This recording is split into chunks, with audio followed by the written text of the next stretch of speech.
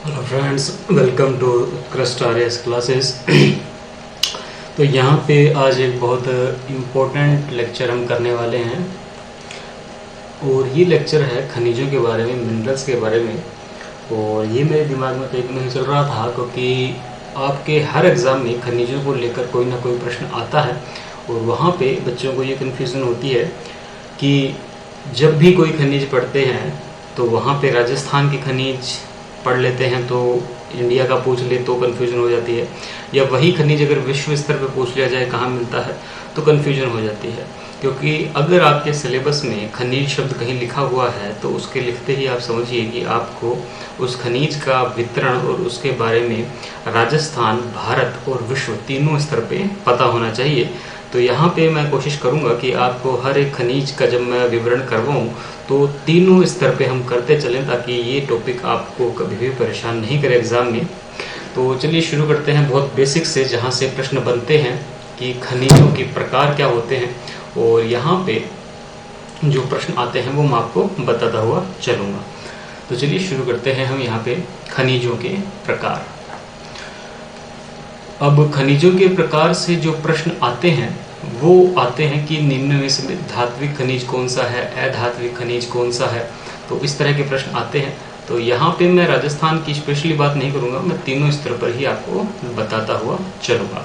तो देखिए, जो खनिजों का विवरण है हम एक सारणी बना के समझ लेते हैं कि 4 भागों में किया गया है। धात्विक खनिज, धात्विक खनिज के बाद है अधात्विक खनिज, इसके बाद है ईंधन खनिज, और ईंधन खनिज के अंतर्गत परंपरागत ईंधन खनिजों को रखा गया है। और इसके बाद जो गैर परंपरागत ईंधन खनिज हैं उनको आणविक खनिज भी कहा जाता है। इस तरह से ये आपके सामने यहाँ पे खनिजों के 4 वर्गीकरण हैं। सिंपल से वर्गीकरण है। धात्विक खनिज मतलब ऐसे खनिज जिनसे धातु प्राप्त होती हो, और धातु क्या होती है, धातु के गुण आप सभी जानते ही हैं कि धातु ऐसा मटेरियल होती है जिसमें विद्युत की सुचालकता होती है। ठीक है, तो ये मुख्य गुण होता है धातु का। तो धात्विक खनिजों में भी 2 प्रकार के खनिज बांटे गए हैं। ऐसे खनिज जो लोह धात्विक होते हैं और दूसरे प्रकार के लोहे को छोड़ के बाकी सारे खनिज अलोह धात्विक खनिज के अंतर्गत आ जाते हैं। फिर इसके बाद जो एग्ज़ाम में प्रश्न आता है वो प्रश्न इस तरह से आता है कि इनके एग्जाम्पल बताइए। ठीक है, आपसे परिभाषा कोई नहीं पूछेगा, इनसे एग्जाम्पल पूछे जाएंगे। तो लोह खनिज कौन कौन से होते हैं तो आपको ये ध्यान रखा है, यहाँ पे एग्जाम्पल याद रखने हैं। निकल, क्रोमियम, मोलिब्डेनम, वेनेडियम,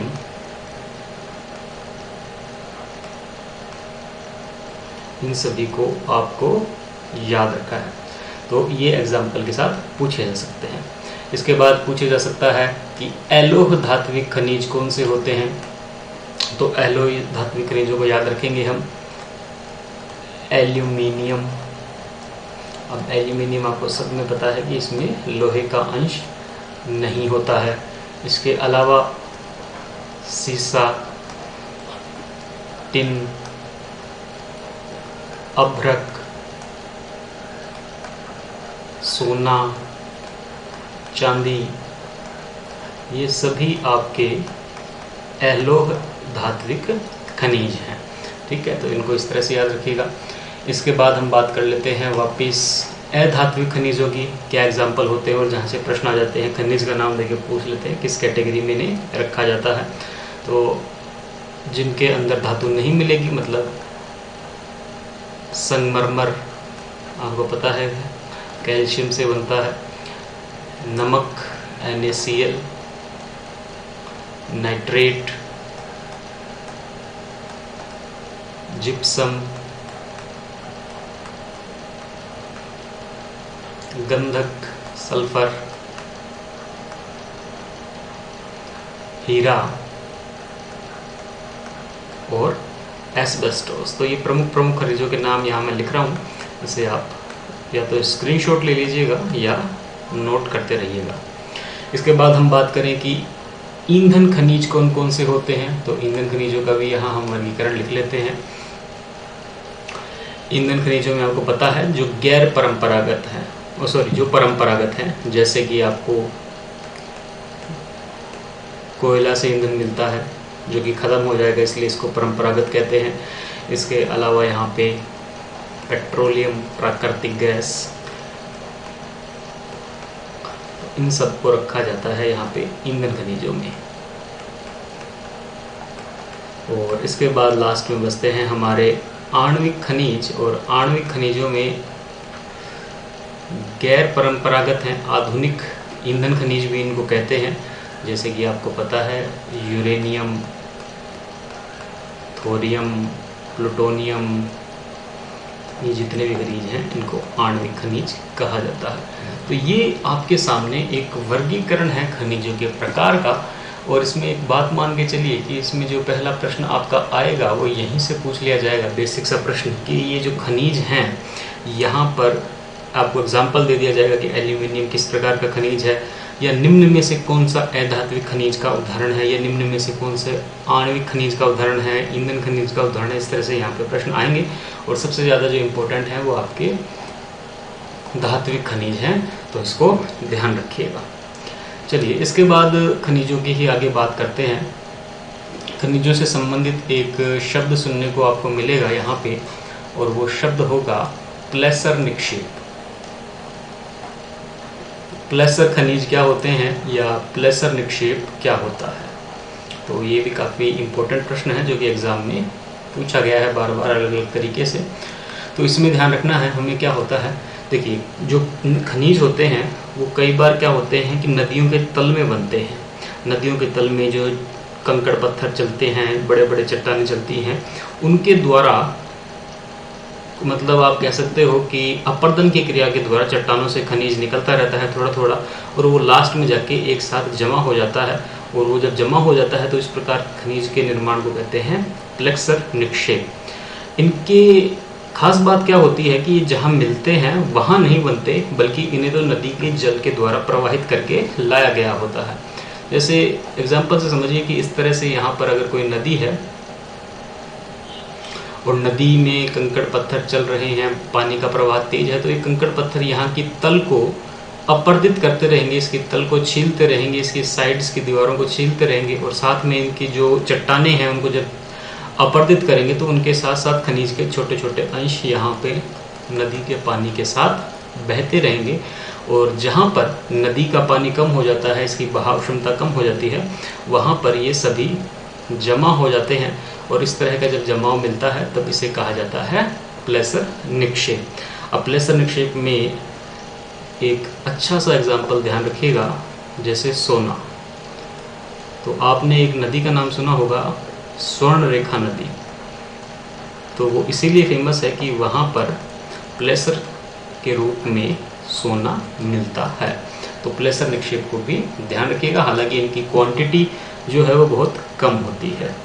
ठीक है, फिर इसमें हम बताएं कि विश्व में या भारत में जो खनिज संपन्न क्षेत्र हैं वो कौन कौन से हैं। विश्व स्तर पे जो खनिज संपन्न क्षेत्र जिनको माना जाता है, तो इसमें देखिए जिनको माना जाता है, तो भारत से शुरुआत करें तो भारत का जो प्रायद्वीपीय पठार है, भारत का जो प्रायद्वीपीय पठार है वो विश्व का खनिज संपन्न क्षेत्रों में से एक है। अब ऐसा क्यों है, क्योंकि इसका कारण मैं आपको बता दूं कि जब हम भूगोल की बात करेंगे आने वाले समय में, तो हम देखेंगे कि भारत के जो दक्षिण भारत का भाग है ये पूरा लावा द्वारा निर्मित है। और जब लावा निकलता है ज़मीन के अंदर से, तब वो बहुत सारे चट्टानों को पिघला के निकलता है, उसे ही लावा कहते हैं, और वहाँ पे बहुत सारे खनिज होते हैं। तो पूरा दक्षिण भारत लावा द्वारा निर्मित है, इसलिए ये खनिजों से संपन्न क्षेत्र हैं। इसके अलावा जो अन्य क्षेत्र हैं खनिजों में संपन्न, वो है ऑस्ट्रेलिया का ब्रोकन हिल। जैसे हमारे यहाँ छोटा नागपुर का पठार फेमस है, वैसे विश्व स्तर पे ऑस्ट्रेलिया का ब्रोकन हिल है। इसके अलावा कनाडा में मिलने वाली कैनेडियन शील्ड अब ये कैनेडियन शील्ड, कैनेडियन तो समझ गए देश का नाम है। शील्ड क्या होता है? शील्ड होता है बहुत पुरानी चट्टानों से बनी संरचना, उसे शील्ड कहा जाता है। इसके अलावा यूराल पर्वत क्षेत्र जो यूरोप और एशिया के मध्य में है, तो ये भी खनिजों में संपन्न क्षेत्र है। तो ये विश्व स्तर के क्षेत्र हैं, इसलिए मैं आपको यहाँ पे लिखा देता हूँ।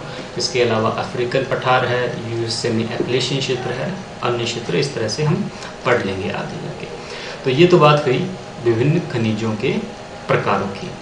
अब हम आते हैं थोड़ा अगली बात पे, और वो बात है कि भारत में खनिजों का जो खनन है या खनिजों से अन्वेषण के संबंध में जो संस्थाएं हैं उनका रोल पूछा जाता है कि कौन कौन सी संस्थाएं जुड़ी हुई है। तो ये भी काफ़ी इम्पोर्टेंट है, क्योंकि सामान्यतः अभ्यर्थी इनको छोड़ देता है, इस तरह के प्रश्नों को नहीं पढ़ता है। तो हम पढ़ लेते हैं इसको कि भारत में खनिज अन्वेषण में संलग्न संस्थाएं कौन कौन सी हैं। तो हमें जो ये खनिज सीरीज है इसमें सारी बात करनी है, कोई बात नहीं छोड़नी है, इसलिए आप इसको भी ध्यान से देखिएगा। खनिज अन्वेषण संस्थाएं जो खनिज अन्वेषण का कार्य करती हैं। तो देखिए नंबर 1 इसमें आप ध्यान रखिएगा, भारतीय भूवैज्ञानिक सर्वेक्षण। तो ये पहली संस्था है, ये चाहे आप नोट्स बनाते चलिए चाहे स्क्रीनशॉट लेते चलिएगा, भारतीय भूवैज्ञानिक सर्वेक्षण। तो ये हालांकि इस तरह से नाम से आपको पता नहीं लगेगा कि ये खनिज क्षेत्र से जुड़ी हुई है, इसलिए काफ़ी इम्पोर्टेंट हो जाती है। Geological survey of India. दूसरा ONGC, इसका नाम आपने पक्का सुना होगा, तेल एवं प्राकृतिक गैस आयोग। तीसरी संस्था है MECL, इसका पूरा नाम है खनिज अन्वेषण निगम। चौथी संस्था है NMDC, राष्ट्रीय खनिज विकास निगम, नेशनल मिनरल डेवलपमेंट कॉरपोरेशन, और ये मिनरल कॉरपोरेशन लिमिटेड। और अगली संस्था है IBM, Indian bureau of mines. अगली संस्था है BGML, ये इम्पोर्टेंट है, इसको ध्यान रखिएगा, Bharat gold mines limited, Bharat gold mines limited. और अगली संस्था है नालको, नेशनल एल्यूमिनियम कॉरपोरेशन। तो ये जितनी भी संस्थाएं हैं ये सारी खनिजों के अन्वेषण से जुड़ी हुई है। इम्पोर्टेंट है GSI, क्योंकि आप अनुमान नहीं लगा पाएंगे कि ये खनिज अन्वेषण से जुड़ी है, बाकी इसके तो नाम में ही मिनरल शब्द आ रहा है। आप देखिए मिनरल, माइंस, तो इस तरह से बाकी का पता आपको लग जाएगा। अब बात करते हैं हम कि भारत में खनिजों के प्रमुख क्षेत्र कौन कौन से हैं। फिर इसके बाद एक एक खनिज को लेकर हम बात करेंगे उसके वितरण की। तो भारत में खनिजों का वितरण, तो देखिए यहाँ पे हम दो तरह से बात कर लेते हैं, मैप भी बना लेते हैं ताकि आपको एक आइडिया लग जाए।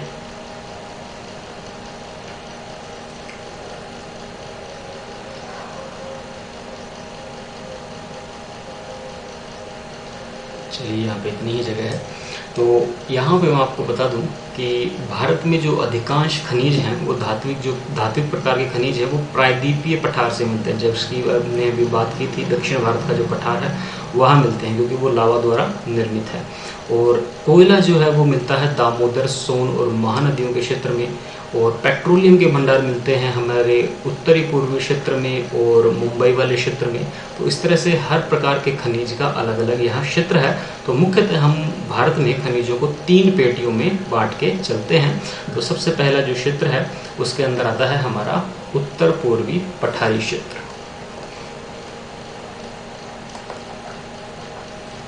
उत्तर पूर्वी पठारी क्षेत्र। अभी जो उत्तर पूर्वी पठारी क्षेत्र है इसके अंदर कौन कौन से राज्य आ जाते हैं, इसके अंदर क्षेत्र आ जाते हैं आपका यहाँ पे झारखंड में जो छोटा नागपुर का पठार है वो आ जाता है, यहाँ पे उड़ीसा का पठार भी इसमें आ जाता है, यहाँ पश्चिम बंगाल भी इसी में आ जाता है, छत्तीसगढ़ भी इसी में आ जाता है। और इसके अलावा यहाँ पे जो खनिज मिलते हैं वो खनिज मिलते हैं मुख्यतः लोहा, कोयला, मैंगनीज और बॉक्साइट। लोहा Fe, कोयला कोल, मैंगनीज और बॉक्साइट। बॉक्साइट से एल्यूमिनियम निकलता है, इसको ध्यान रखिएगा। तो ये जो 4 क्षेत्र हैं, झारखंड, छत्तीसगढ़, उड़ीसा और पश्चिम बंगाल, तो ये उत्तर पूर्वी पठारी क्षेत्र में आ जाते हैं। दूसरा जो क्षेत्र है वो है दक्षिण पश्चिमी पठारी क्षेत्र। अब यहाँ पे जो मिलने वाले खनिज हैं और राज्य हैं वो भी ध्यान रखिएगा, और इन क्षेत्रों को एक रूप से तो हमें याद रखना ही है, इसे हम अलग पेन से दिखा देते हैं, वाइट पेन से। तो यहाँ पे देखिए ध्यान रखना है कि यह जो क्षेत्र है ये फैला हुआ है, आपको नाम से ही पता लग रहा है, दक्षिण पश्चिम में। यहाँ मैप में देखेंगे तो यहाँ पे जो क्षेत्र आ जाते हैं वो आ जाते हैं, यहाँ पे कर्नाटक आ जाता है, इसमें गोवा आ जाता है, और तमिलनाडु वाला पार्ट आ जाता है थोड़ा सा, और केरल का पार्ट आ जाता है। तो यहाँ पर ये क्षेत्र फैले हुए हैं।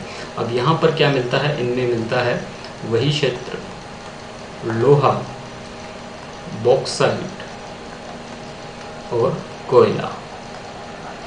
तो दक्षिण पश्चिमी पठार भी धनी है, उत्तर पूर्वी पठार भी धनी है। इसके अलावा जो तीसरा क्षेत्र है वो है उत्तर पश्चिमी क्षेत्र।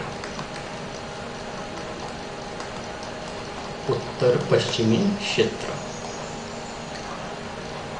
अब उस उत्तर पश्चिमी क्षेत्र की हम बात करें तो इसमें कौन से राज्य आते हैं, तो यहाँ पे आपको आइडिया आ जाएगा। यहाँ पे आ जाता है हमारा राजस्थान। राजस्थान के अलावा यहाँ पे गुजरात के भी कुछ पार्ट आ जाते हैं। और यहाँ पे जो खनिज हैं अरावली वाले राजस्थान के, वो सबसे प्राचीन खनिज क्षेत्र हैं, भारत के सबसे प्राचीन खनिज क्षेत्र हैं। तो ये भी प्रश्न यहाँ पे पूछा जा सकता है कि सबसे प्राचीन खनिज क्षेत्र की पेटी कौन सी है या किस क्षेत्र में पाई जाती है, तो आप लिखेंगे यहाँ पे उत्तर पश्चिमी क्षेत्र। इसके अलावा हिमालय की पट्टी भी रह जाती है जहाँ पर खनिज मिलते हैं, परंतु मुख्यतः इन 3 क्षेत्रों को ही भारत में खनिज से समृद्ध माना जाता है।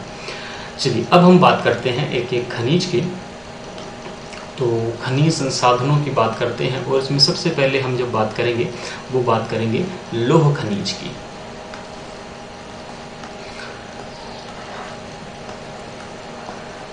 लौह खनिज की। अब देखिए लौह खनिज से सबसे ज़्यादा प्रश्न आते हैं, क्योंकि इसके जो अयस्क हैं वो बहुत सारे हैं, और यहाँ से सवाल भी बहुत सारे पूछे जा सकते हैं। तो सबसे पहला जो सवाल जिस पे आप ध्यान नहीं देंगे, भारत की चट्टानी संरचना जो भूगोल में हम पढ़ते हैं, ये आपने पढ़ा होगा, और नहीं पढ़ा होगा तो हम आने वाले टाइम में जब पढ़ेंगे तब आपको बताऊंगा कि भारत को चट्टानी क्षेत्र के रूप में कई भागों में बांटा गया है, अलग अलग नाम दिए गए हैं। और भारत के एक विशेष प्रकार के चट्टानी क्षेत्र का नाम है धारवाड़। तो ये सबसे पुरानी चट्टानें हैं भारत की, और सबसे पुरानी होने के कारण ये खनिज क्षेत्र में भी समृद्ध है। तो लौह खनिज जो है भारत का वो ज़्यादातर धारवाड़ चट्टानों में ही है। इसके बाद हम अगली बात करते हैं कि लौह खनिज कितने प्रकार का होता है, कितने अयस्कों से मिलता है। तो ये तो बहुत कॉमन प्रश्न है, इसको ध्यान से देखिएगा। तो इसके जो अयस्क हैं उनके नाम हैं मैग्नेटाइट, हेमेटाइट, लिमोनाइट और सीडेराइट। अब ये ज़्यादातर क्या हैं, कोयले के अयस्कों से कंफ्यूज कर जाते हैं बच्चे, तो यहाँ पर ये गलती नहीं करनी है। लास्ट के 2 जो हैं कोयले के अयस्क बच्चे कंफ्यूज कर जाते हैं, तो आपको ये गलती नहीं करनी है। अब इनका जो है केमिकल फार्मूला भी ध्यान रखिएगा, क्योंकि ये जर्नल साइंस का प्रश्न बन जाएगा आपकी, जहाँ भी जर्नल साइंस होगी। तो Fe3O4 को मैग्नेटाइट कहेंगे, Fe2O3 मतलब यहाँ Fe का मतलब है फेरस, मतलब लोहा, और O है ऑक्सीजन। ऑक्सीजन साथ में मिल रही है, फेरस ऑक्साइड कहते हैं हम इसको। तो मैग्नेटाइट में देखिए 3 Fe हैं, 4 ऑक्सीजन है, और हेमेटाइट में ये 3 की जगह 2 रह गए, और यहाँ पे ये 4 की जगह 3 रह गए। तो फार्मूला याद करने में कोई दिक्कत नहीं होगी। लिमोनाइट का फार्मूला है 2FeO3। तो यहाँ पर सिंगल F ही है और O3 है, पर इनका डबल 2 लगाना है, यहाँ पे ध्यान रखिएगा। और सीडेराइट है FeCO। तो मैं एक सामान्य भाषा में बात कर रहा हूँ, साइंस की तरह नहीं उतारा आपको। इस तरह से आप कोई भी ट्रिक लगा लीजिएगा, इसे याद रखना है। बस सीडेराइट में ध्यान रखिएगा, यहाँ पे Fe के साथ CO है, बाकी सब में Fe के साथ ऑक्सीजन मिल रहा है। फिर इनमें जो प्रश्न पूछते हैं वो पूछते हैं कि सबसे ज़्यादा लोहा किस वैरायटी में मिलता है। तो इसको भी समझ लेते हैं। जो मैग्नेटाइट है वो सबसे बेस्ट क्वालिटी का अयस्क है। यहाँ पे जो धातु मिलती है इसमें से उसकी मात्रा होती है यहाँ 72%। हेमेटाइट में जो मात्रा होती है वो होती है 60 से 65%। इसके बाद लिमोनाइट में जो मात्रा मिलती है वो 10 से 40% के बीच में कहीं भी मिल सकती है। और जो सीडेराइट में होती है वो 20 से 25% के बीच में ही मिलती है। तो इस प्रकार इनका जो धातु मिलने का क्रम है वो बढ़ने के क्रम के हिसाब से अगर पूछे कि निम्न लौह खनिज अयस्कों को धातु के बढ़ते प्रतिशत के रूप में लगाइए, तो इस तरह से ध्यान रखिएगा। सीडेराइट से मैग्नेटाइट की ओर जाते हैं तो लौह खनिज का यहाँ पे परसेंटेज बढ़ता जाता है। फिर अगली इंपॉर्टेंट बात करते हैं। यहाँ पे देखिए यहीं से बहुत सारे प्रश्न हैं, इसको बहुत लाइटली पढ़ जाते हैं इसलिए हमें याद नहीं रहते। अगला प्रश्न यहाँ पे यही पूछ लिया जाता है कि भारत में किस प्रकार का लोहा सबसे ज़्यादा पाया जाता है। तो मैं आपको हर चीज़ की परसेंटेज यहाँ बता देता हूँ कि अगर हम भारत की बात करेंगे तो भारत में मैग्नेटाइट किस्म का जो लोहा है वो केवल 8% अवेलेबल है, मतलब जो बेस्ट क्वालिटी है वो हमारे पास नहीं है।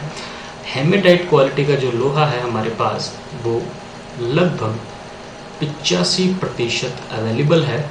और ये जो शेष दोनों हैं लिमोनाइट और सीडेराइट, ये 7% में अवेलेबल हैं। तो भारत मतलब हेमेटाइट किस्म में सबसे ज़्यादा उत्पादन रखता है। फिर इसके बाद इनके रंग को लेकर भी यहाँ पे प्रश्न पूछ लिया जाता है कि ये जो लौह अयस्क मिल रहा है ये कौन से रंग का होता है। तो इसमें ध्यान रखिएगा, जितना लोहा ज़्यादा होगा उतना ही रंग काला होगा। ये सिंपल सी ट्रिक है, ये मिट्टियों में भी लागू होगी। हम जो ज्योग्राफी में मिट्टी की बात करेंगे कि जिस मिट्टी में लौह खनिज ज़्यादा होता जाएगा उसका रंग काला होता जाएगा, और यही बात यहाँ पे लागू होगी खनिजों में। तो यहाँ पर देखिए जो मैग्नेटाइट है वो काले रंग में मिलेगा। इसके बाद जो हेमेटाइट है वो यहाँ पे आपको लाल रंग में मिलेगा, और इन दोनों का जो कलर है वो आपको लगभग लाल या पीले के बीच में मिलेगा।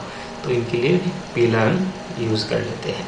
तो ये बात हुई लौह खनिज के वर्गीकरण की।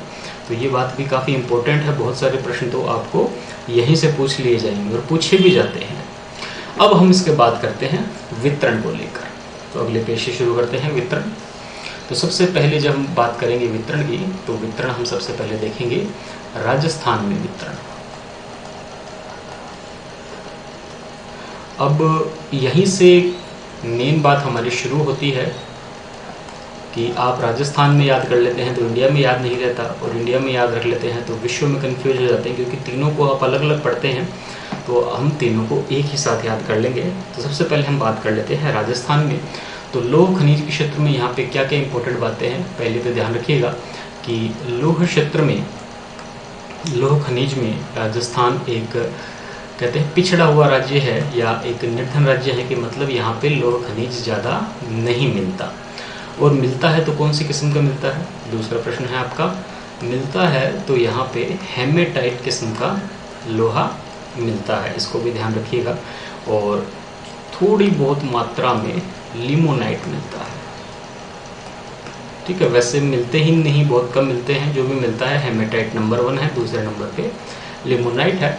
इसके बाद 1953 से राजस्थान में इसका उत्पादन किया जा रहा है, और राजस्थान में भी ये 2 क्षेत्रों में मिलता है। यहाँ पे इसे मैप बनाकर हम समझ लेते हैं।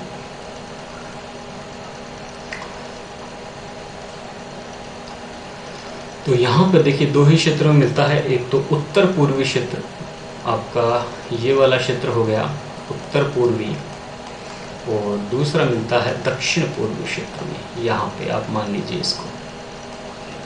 तो ये 2 क्षेत्र हैं राजस्थान में लौह खनिज से संबंधित। इस तरह से भी पढ़ा कीजिए, क्योंकि प्रश्न जरूरी नहीं है आपको जिले वाइज ही पूछा जाए। फिर इसके बाद उत्तर पूर्वी जो क्षेत्र हैं वो कौन कौन से हैं, और दक्षिण पूर्वी क्षेत्र कौन कौन से हैं, यहाँ पे कौन से ज़िले आ रहे हैं। तो उत्तर पूर्वी की बात कर लें सबसे पहले।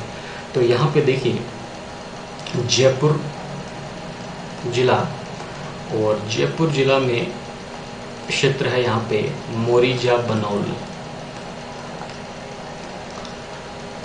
मतलब क्षेत्र को भी याद रखिएगा, जिले को भी याद रखिएगा, और जिले के अंदर ये जो मैं छोटी छोटे बात बता रहा हूँ, छोटे छोटे क्षेत्र बता रहा हूँ, इनको भी ध्यान रखिएगा।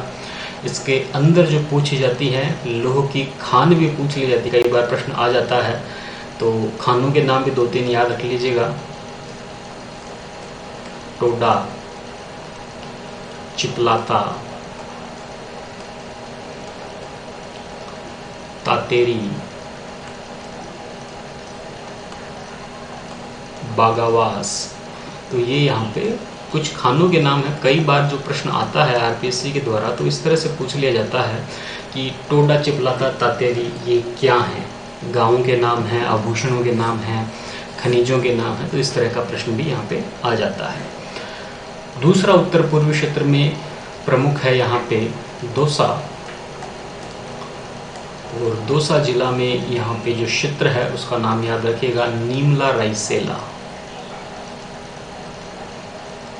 नीमला रायसेला। तो ये आपके जो पटवारी या रेट टाइप के जो एग्ज़ाम होते हैं वहाँ पे इस तरह की डिटेल ज़्यादा पूछी जाती है आरएएस के बजाय। ठीक है, आरएएस में थोड़ा कंसेप्चुअल काम पूछा जाता है, और जितना जो छोटा एग्ज़ाम होता है वहाँ पे इस तरह की डिटेल ज़्यादा पूछी जाती है। इसके बाद अगला क्षेत्र है यहाँ पे नीम का थाना या सीकर ज़िला कह सकते हो। यहाँ पर नीम का थाना, और यहाँ पे एक और क्षेत्र फेमस है, डाबला सिंघाना। डाबला सिंघाना। तो कोशिश कीजिएगा कि कम से कम उत्तर पूर्वी क्षेत्र याद रहे, और उत्तर पूर्व में ये तीनों ज़िले पड़ रहे हैं आपके। ठीक है, जयपुर भी, दौसा भी और सीकर भी। तो यहाँ याद रखने में दिक्कत नहीं होनी चाहिए उत्तर पूर्व के क्षेत्रों की। खानों के नाम याद रहते हैं तो ठीक है, नहीं तो फिर छोड़ सकते हैं इसे। अब दक्षिण पूर्वी क्षेत्र की बात कर लेते हैं। दक्षिण पूर्वी क्षेत्र में जो प्रमुख जिले हैं वो आपको पता है, उदयपुर, और उदयपुर में यहाँ पर है नाथरा की पाल। तो इसको भी ध्यान रखिएगा। और जो दूसरा क्षेत्र है वो है उदयपुर का ही, इसका नाम है थुरहुंडूर। थुरहुंडेर। तो इस तरह से ये 2 क्षेत्र हुए, उत्तर पूर्वी क्षेत्र और दक्षिण पूर्वी क्षेत्र। तो बहुत इम्पोर्टेंट है राजस्थान के संबंध में अगर लौह खनिज की बात होगी। अब मैं आपको बात बताऊं कि यहाँ पे अगर आप आरएएस की तैयारी कर रहे हैं और आरएएस मेंस में अगर प्रश्न आ रहा है 2 नंबर में कि राजस्थान के लौह खनिज क्षेत्रों को बताइए, तब आपको 20-25 शब्दों में ध्यान देना है। तो सीधा सीधा आपको इसी तरह से शब्द लिख देने हैं। ठीक है, ज़्यादा आपको वहाँ पे भाषा या कहते हैं वाक्य का प्रयोग नहीं बताना है, आपको सीधा सीधा डायरेक्ट लिखना है। 5 नंबर में थोड़ी छूट मिलेगी कि आप ये भी बता सकते हो कि लौह क्षेत्र में पिछड़ा है, हिमोनाइट और लिमोनाइट पाए जाते हैं, तो 5 नंबर में ये भी बता सकते हो। और 10 नंबर में आएगा तब इसे डिटेल से लिखना है, डायग्राम भी बनाना है। हालांकि डायग्राम आप 5 नंबर में भी बना सकते हो। तो ये हुई राजस्थान की बात। अब हम बात करते हैं लौह खनिज की और भारत में, कि भारत में लौह खनिज कहाँ मिलता है। अब भारत में बात करें तो देखिए, सबसे ज़्यादा ये सर्वाधिक जो संचित भंडार है, ये हमने अभी देखा था, हेमेटाइट है। अभी जो हेमेटाइट भंडार है ये कहाँ मिलता है, राज्यों की बात करें तो झारखंड और उड़ीसा में। तो ये जो क्षेत्र है ये उत्तर पूर्वी वाला ही क्षेत्र है जो हमने शुरू में देखा था। तो यहाँ पे मैप ड्रॉ कर लेते हैं।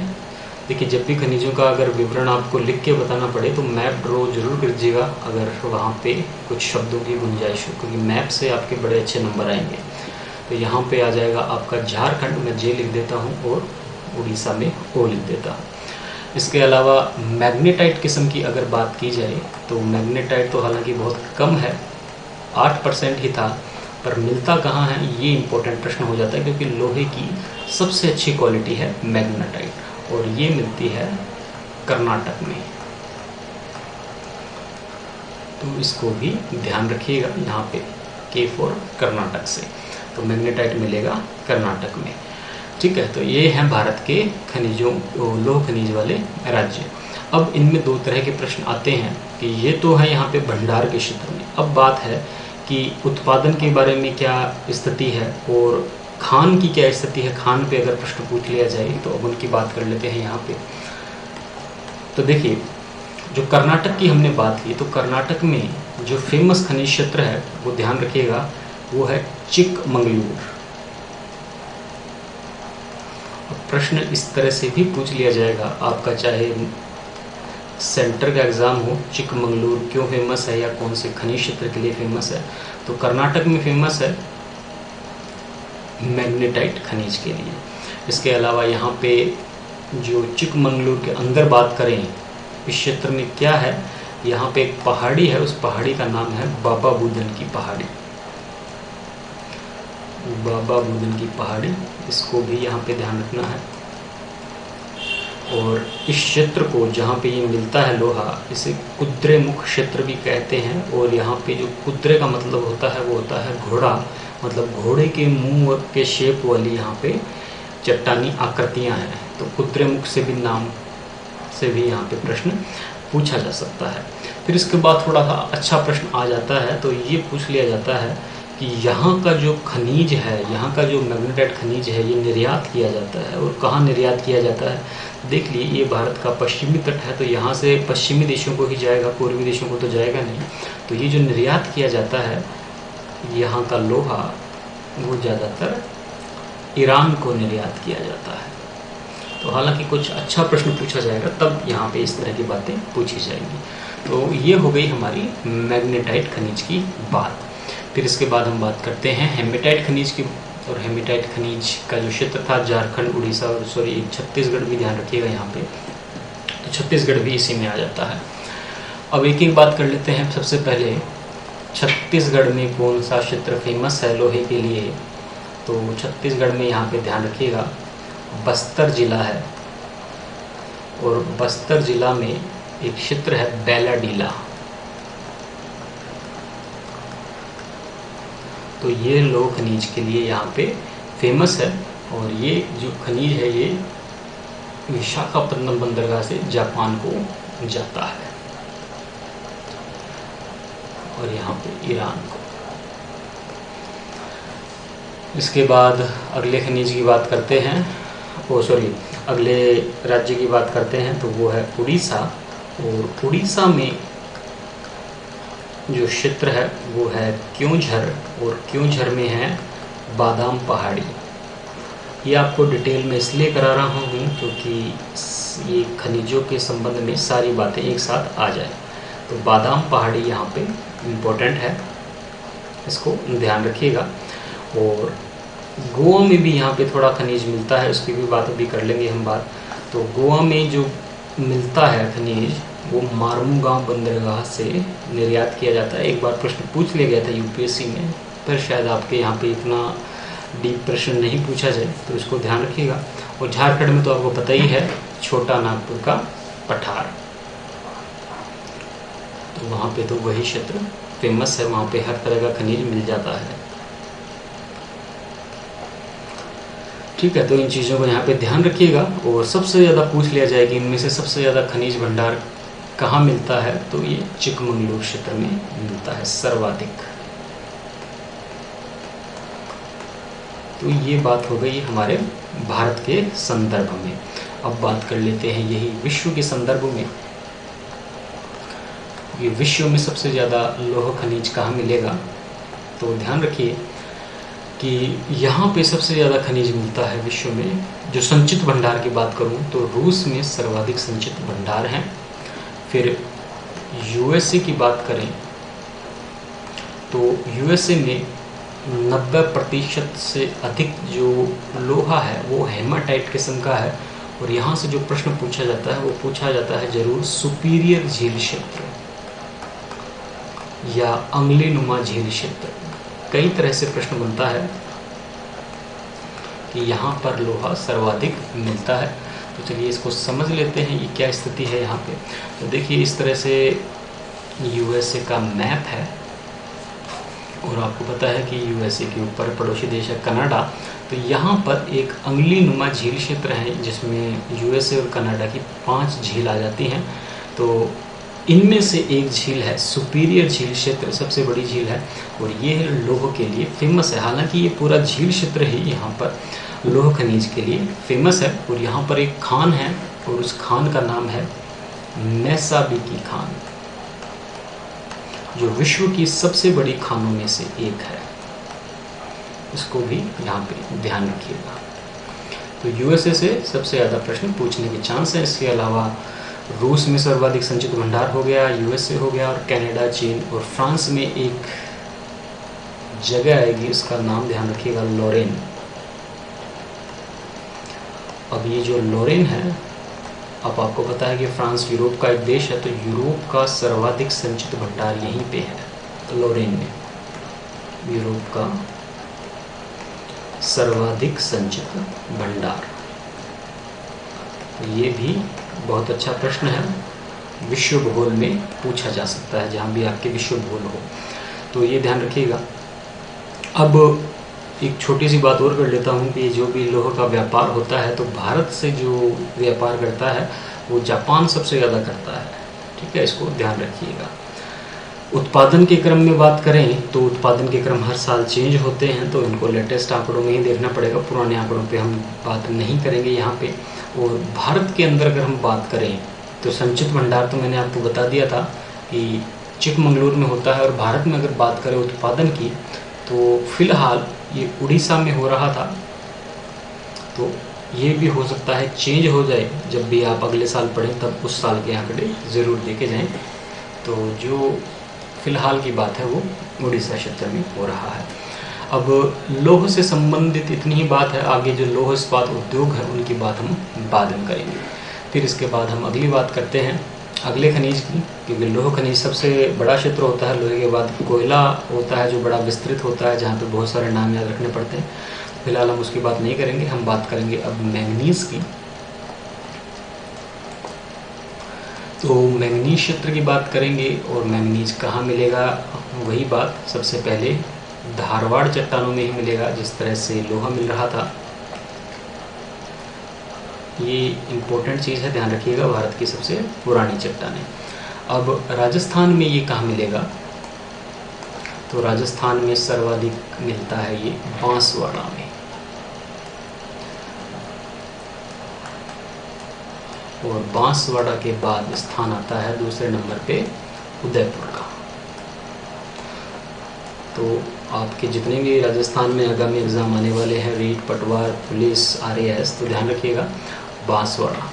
ठीक है, तो इसका मतलब ये हुआ कि अगर आपसे इस तरह से भी प्रश्न पूछा जाए कि राजस्थान में जो मैंगनीज़ के भंडार हैं वो सर्वाधिक कहाँ हैं, तब आप कहेंगे दक्षिणी राजस्थान में। ठीक है, इसको इस तरह से बताएंगे।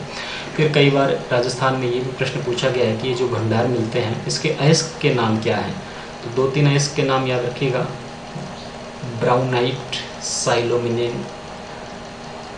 ये किस खनिज के अयस्क हैं, कई बार इस प्रकार से प्रश्न पूछ लिया जाता है, ब्राउनाइट और साइलोमिनेन। एक नाम और लिख देता हूँ मैं आपको, पायरोल्यूसाइट। पायरोल्यूसाइट। तो ये सारे प्रश्न भी इस तरह से बनते हैं। ठीक है, तो इनको ध्यान रखिएगा। फिर इसके बाद हम यहाँ बात कर लेते हैं भारत की। तो भारत के संदर्भ में देखें अगर खनिज की बात, तो विश्व का 1/5 भंडार भारत में मिलता है, इस तरह से कहा जाता है। ठीक है, और जिम्बाब्वे के बाद भारत का दूसरा स्थान है भंडार में। ठीक है, तो लिख देता हूँ मैं यहाँ पे आपको, ताकि विश्व का भी चलता रहेगा साथ साथ। जिम्बाब्वे के बाद भारत आता है संचित भंडार में दूसरे नंबर पर उत्पादन में दूसरे नंबर पे नहीं है, उत्पादन में इसका 5वां स्थान, चौथा स्थान, इस तरह से चलता है। अब बात है इसका उपयोग पूछ लिया जाता है कई बार कि मैंगनीज का यूज़ क्या है। तो मैं आपको सारी इम्पोर्टेंट बातें ही बता रहा हूँ जो पूछे गई हर बार। तो इसका जो उपयोग होता है वो होता है ड्राई सेल या शुष्क बैटरी बनाने में, और स्टील उद्योग में, और कांच उद्योग में। तीनों में इसका प्रयोग होता है। तो इस तरह का भी प्रश्न पूछ लिया जाता है। अब बात करें भारत में जो मिल रहा है वहाँ पे सर्वाधिक भंडार कहाँ मिल रहा है। तो देखिए ये एक पेटी है भारत में,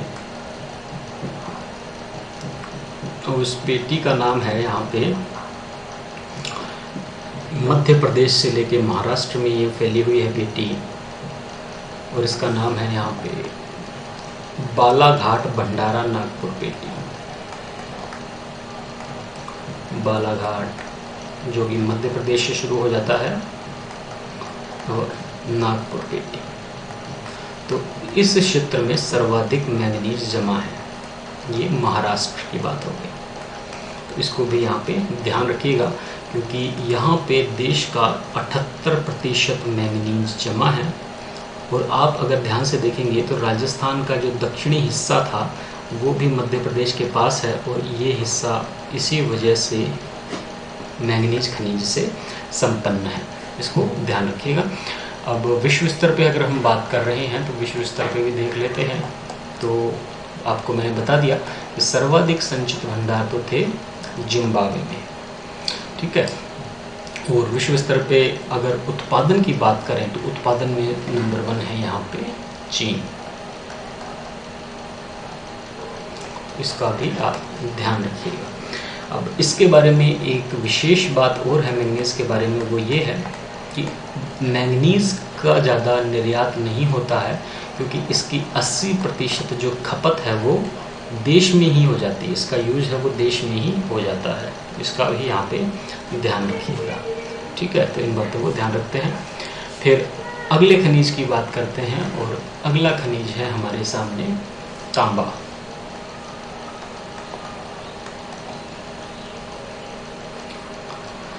अब इसकी बात करते हैं तो अब यहाँ पे चट्टानें बदल जाएंगी। अब कौन सी चट्टानें होंगी? अब तक हम पढ़ते आए हैं धारवाड़, अब धारवाड़ नहीं, अब याद रखना है आपको कुडप्पा।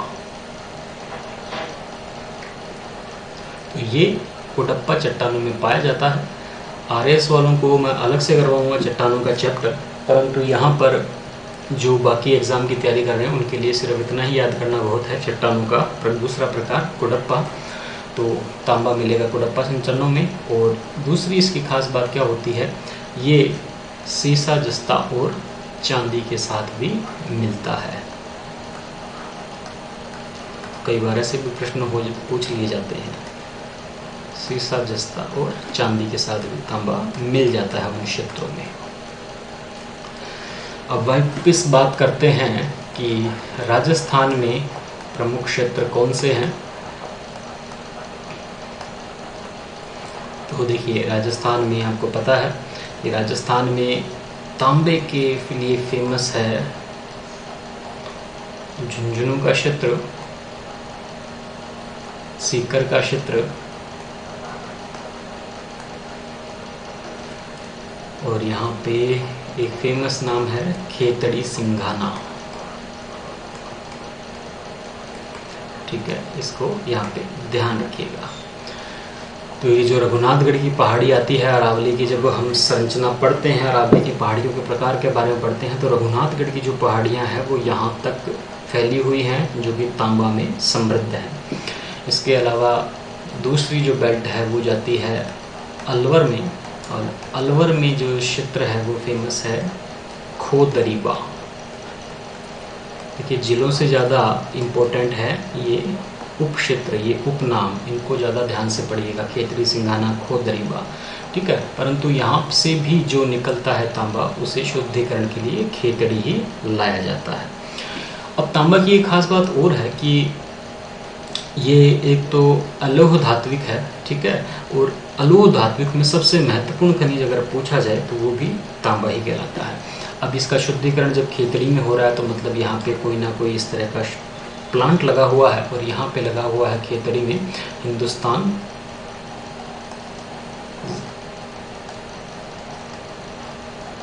लिमिटेड का प्लांट, ठीक है। ये तांबा शोधक कारखाना यहाँ पे लगा हुआ है। इसके अलावा उदयपुर से भी निकलेगा तांबा, और वो क्षेत्र भी यहाँ पे आपको ध्यान रखना है। उस क्षेत्र का नाम है यहाँ पे देलवाड़ा, केलावरी। और एक और याद रखिएगा, बीकानेर का क्षेत्र बीदासर। ठीक है, तो ये सारे क्षेत्र याद रखिएगा। आरएएस मेंस में तो बहुत इंपॉर्टेंट है। अगर 5 नंबर में आपसे पूछ रहा है कि राजस्थान में तांबा उत्पादक क्षेत्रों के नाम बताइए, तो तब आपको ये सारे नाम यहाँ पे बताने हैं। बीकानेर, झुंझुनू, सीकर और उदयपुर। तो इस तरह से यहाँ पे सारे नाम आपको बताने हैं। फिर इसके बाद हम बात करें दूसरे नंबर पे, इंडिया लेवल पे ये कहाँ मिलता है। तो देखिए, जब इंडिया लेवल की बात करेंगे तो इंडिया लेवल में हम बताएंगे कि राजस्थान में ही मिल रहा था जो तांबा मिलता है मेनली, और राजस्थान का ही इसमें अव्वल स्थान रहता है। जो भारत में है वहाँ पे तांबे की कमी रहती है, और सबसे ज़्यादा जो उत्पादन होता था पहले वो मध्य प्रदेश से होता था, और राजस्थान दूसरे नंबर पर रहता था। तो ये दोनों क्षेत्र आगे पीछे रहते हैं। तो यहाँ पर एक बात और ध्यान रखिएगा, जो पीछे लिखा नाम आपको भूल गया, कि इसके अयस्क के बारे में अगर पूछ लिया जाए तो अयस्क के नाम लिखिएगा सल्फाइड, ऑक्साइड और कार्बोनेट के रूप में ये मिलता है।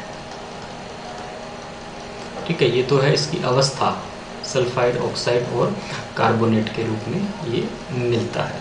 और अयस्क की बात करें तो क्यूप्राइट, पायराइट, मेल्काइट, तो इस तरह के ये खनिजों के नाम, अयस्कों के नाम है। क्यूप्राइट, पायराइट और मेलाकाइट। तो इस तरह से भी आपको यहाँ ध्यान रखना है। और भारत के जो क्षेत्र हैं मैं आपको बता चुका हूँ, वही भंडारा, ये वाली जो पेटी है बालाघाट नागपुर वाली, ये फेमस है तांबे के लिए भी, तो इसको भी यहाँ पे ध्यान रखना है। एक और बात है यहाँ पे कि झारखंड में एक खान है, और वो खान भी फेमस है। जैसे हमारे यहाँ खेतरी सिंघाना फेमस है, उसमें खान का नाम याद रखना, मोसा बनी और सोना मनी की खानी।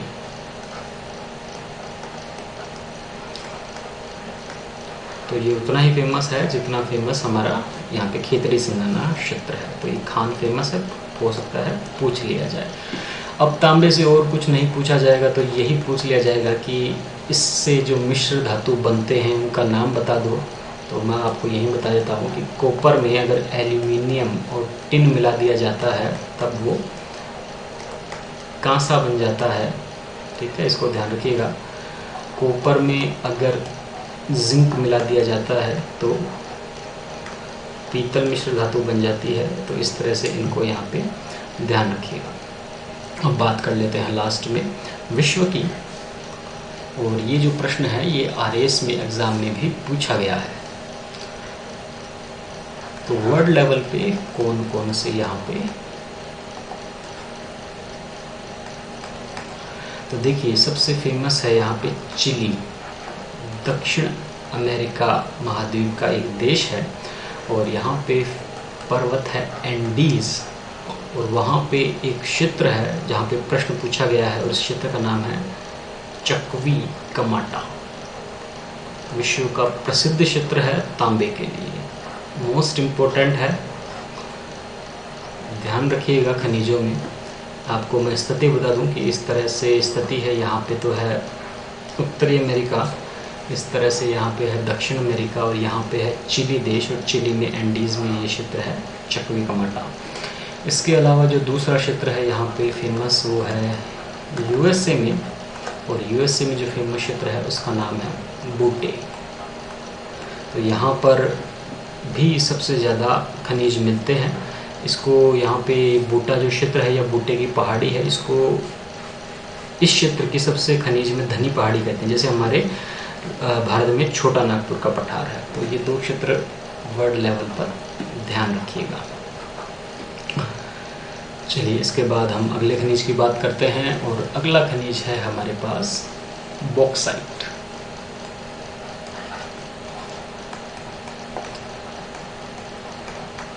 अब बॉक्साइट खनिज के बारे में जो प्रश्न पूछे जा चुके हैं उनकी भी बात कर लेते हैं। तो देखिए अब तक तो आपको पता लग जाता है नाम सुनते ही कि लोहे में लोहा है, तांबे में कॉपर है। तो बॉक्साइट में ध्यान रखिएगा इसमें एल्यूमिनियम मिलता है। इस तरह से फार्मूला होता है इसका। फार्मूला नहीं पूछा जाएगा पर आप ध्यान रखिएगा कि इसमें एल्यूमिनियम मिलता है। चट्टानों के बारे में अगर पूछे तो वही यहाँ पे धारवाड़ की चट्टानें फेमस हैं, इसको भी ध्यान रखिएगा।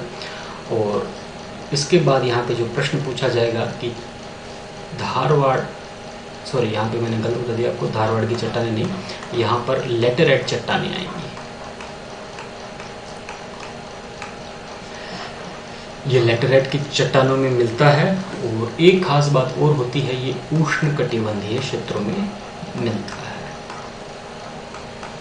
अब इसका मैं आपको एक कंसेप्ट समझा देता हूँ। ये पृथ्वी है, पृथ्वी का ये जो बीच का क्षेत्र है, यहाँ पे सूर्य की किरणें सीधी पड़ती है, ये गर्म रहता है। यहाँ पे जो पानी है वो भाप बन जाता है, बरसात होती है तो लगभग यहाँ पे रोज़ ही बरसात होती है। और यहाँ पे जो क्षेत्र पड़ते हैं वहाँ पे जो चट्टानें होती है, पहाड़ियाँ होती हैं, उन पे जब बरसात आती है तो बरसात से क्या होता है, चट्टानों में अपक्षय और लीचिंग की क्रिया होती है। तो ऐसी जो क्षेत्र हैं उनमें ही लेटराइट चट्टानें मिलती हैं और वहीं पर ये बॉक्साइट मिलता है, इसलिए ये फेमस है। दूसरी बात, इसके अयस्क के बारे में अगर प्रश्न पूछा जाए तो ध्यान रखिएगा कोरंडम और क्रायोलाइट, ये इसके प्रमुख अयस्क हैं। अब चूंकि मैंने आपको बताया कि उष्णकटिबंधीय क्षेत्र में मिलता है तो राजस्थान की स्थिति इस तरह से नहीं है, राजस्थान तो थोड़ा सा ऊपर की स्थिति में है, इसलिए राजस्थान में एल्यूमिनियम नहीं मिलेगा। भारत में ज़रूर मिलेगा। और भारत में संचित भंडार को अगर हम देखेंगे तो भारत में सबसे ज़्यादा संचित भंडार मिलेंगे यहाँ पे उड़ीसा में। और फेमस क्षेत्र जो हैं वो आएंगे यहाँ पे बोलांगिट,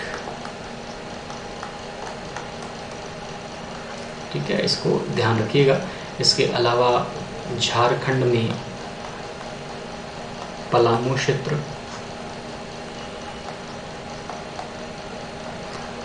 तो इसको भी यहाँ पे ध्यान रखिएगा। इसके अलावा 2 पर्वत भी पूछ लिए जाते हैं, चलिए वो भी मैं आपको बता देता हूँ। यहाँ पे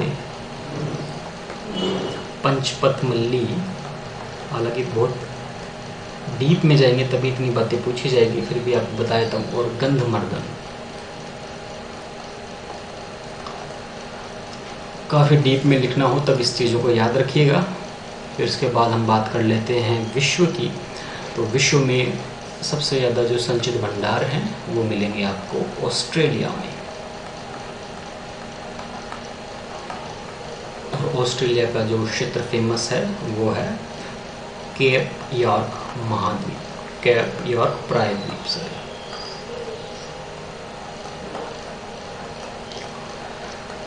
तो ये बात हुई हमारी बॉक्साइट के बारे में।